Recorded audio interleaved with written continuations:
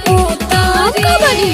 हाँ तू तो साथे रहलू, यानी कि हमार शक सही निकला। जब छत पे हड्डी गिरल, खून गिरल, पत्थर गिरल, तब छत पे के रहे?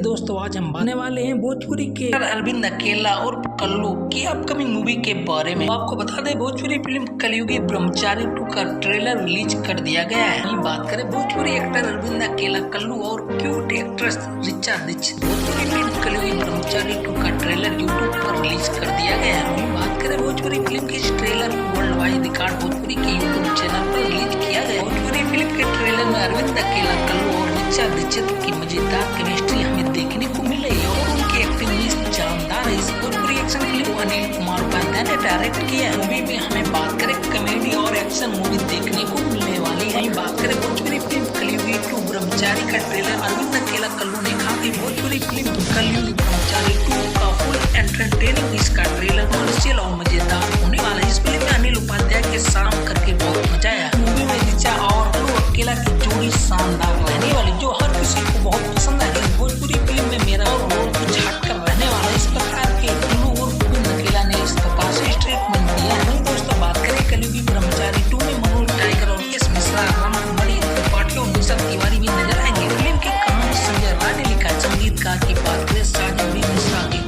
शेखर मधुर संतोष तिवारी ने लिखा। पूरी फिल्म कलयुगी ब्रह्मचारी 2 के ट्रेलर पर लोग कमेंट में खूब रिएक्शन भी दे रहे हैं। एक कमेंट में आया कि ये तो मेरे प्रयागराज की शूटिंग है। भाई फिल्म के ट्रेलर को शानदार बताया जा रहा है और फैंस चाह रहे हैं कि इस फिल्म को बहुत ही जल्द से रिलीज किया जाए। इस तरह से अरविंद अकेला, कल्लू के फैंस इस फिल्म का बेसब्री से इंतजार कर रहे हैं। दोस्तों इसी बीच एक और अरविंद अकेला, कल्लू, सीपी राज और श्वेता सिंह का महास्टार गाना हद करना, जो की रिलीज 2 दिन पहले हुआ है। आपको बता दें भोजपुरी के ऑफिशियल यूट्यूब चैनल से रिलीज हुआ गाने में अरविंद अकेला और सीपी राज की दमदार आवाज सुनने और देखने को मिलने वाला है। फाइनली दोस्तों वहीं आप बात कर ले